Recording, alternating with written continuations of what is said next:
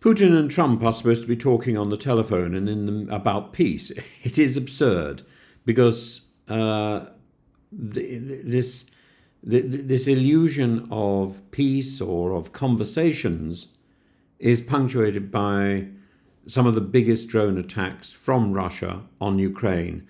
That the lie that stalks the diplomatic corridors of this war, that Russia is negotiating in any good faith, that peace is just one more handshake, one more phone call away.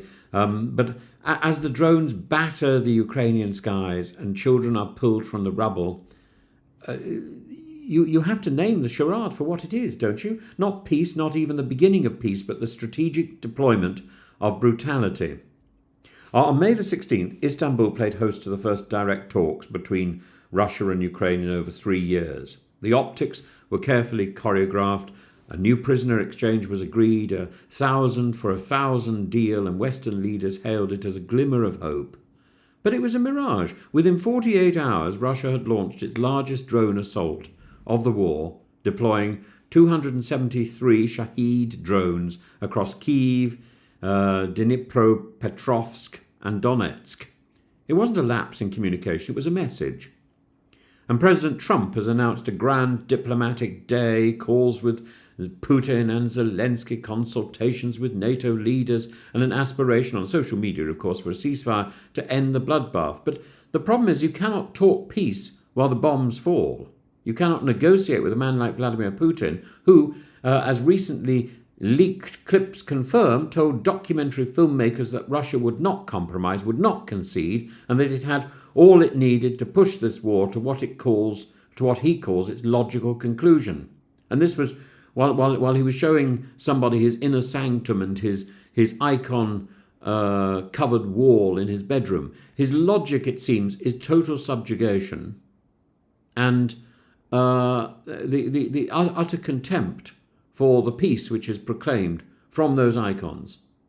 And while Trump prepares for his telephone diplomacy, Russia prepares something rather different, an intercontinental ballistic missile test announced for this weekend. The RS-24 Yars, with a range of 11,000 kilometers, will reportedly be launched in the Sverdlovsk Oblast with a training warhead, a grotesque euphemism for nuclear intimidation. Is this the conduct of a state yearning for peace, or the snarling posture of a regime that mistakes silence for submission? Saturday night's drone barrage killed at least one woman, injured 3 others, including a 4-year-old child, and Kyiv residents were woken by explosions and the thud of air defense systems. Andy Yermak, President Zelensky's top aide, called it plainly, for Russia the negotiations are a pretense. Putin wants war.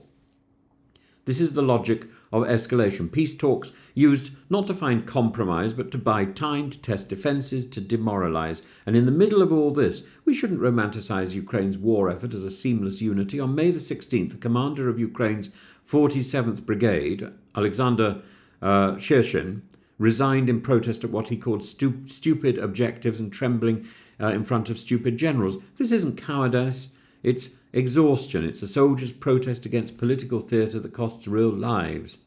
And the demands haven't changed. Ukraine must give up NATO ambitions, accept neutrality, surrender Crimea and withdraw from the 4 occupied regions. That's what Russia demands.